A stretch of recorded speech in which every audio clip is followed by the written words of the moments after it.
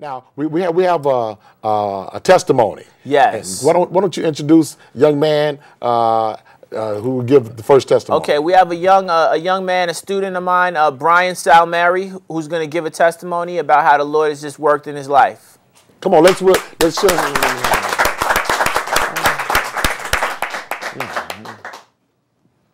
Wow, I can't believe I'm on television, and I can't believe I'm standing here telling my testimony on television. But here's my story, and my story starts with the love and the power of Jesus Christ, because I'm a living, walking miracle. The thing about a miracle is something bad has to happen before something good can happen. I was raised in Hotchkiss, Colorado, on a 2,300-acre ranch. I grew up with my dad as a pastor, and I knew all about the Lord and knew him as my mom and dad's Savior. I didn't really know him as my Savior. And I grew up in a very sheltered life, and I didn't know a whole lot about the world. But as I grew older, I began to wonder about the world and wonder about girls and wonder about rodeoing and wonder about the fancy trucks. And my dad sold our ranch, and we moved to Texas. And at that time of my life, I began to see things of the world and things I'd never seen or known about. And I began to wonder and chase after these things. And my dad would tell me, Brian, don't do that. It's going to lead you to places that you'll never want to go, and may lead you to do things that you'd never want to do. And, well, that wasn't enough. I had to go try to find out for myself. So I left home. And when I left home, I pursued exactly those things. I began to ride wolves. I began to chase girls. I got a fancy truck.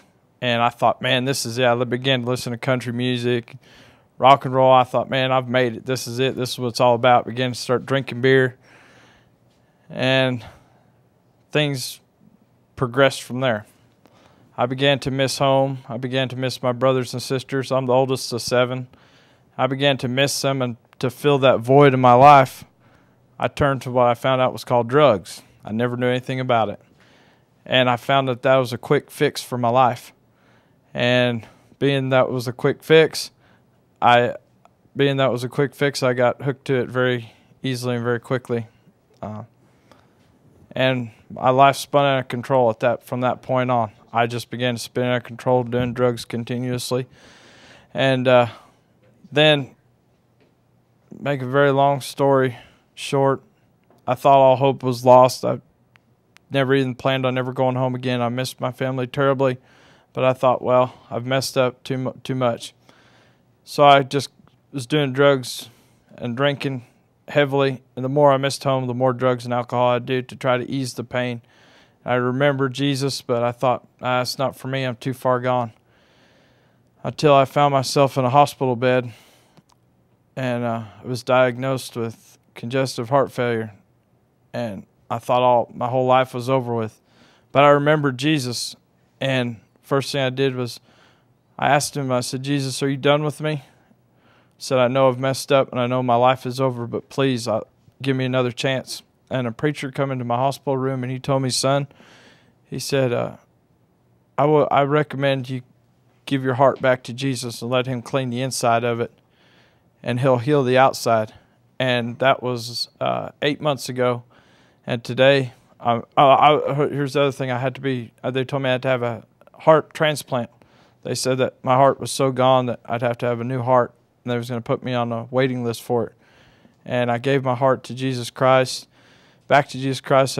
I joined Teen Challenge, and since then, I'm healed. So when I thought all hope was lost, but God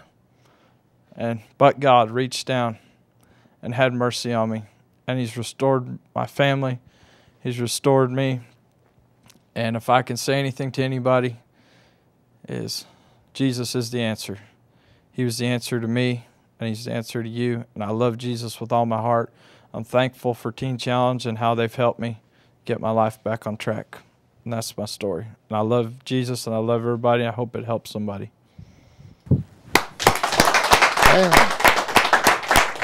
Man, brother, you talking about what a testimony.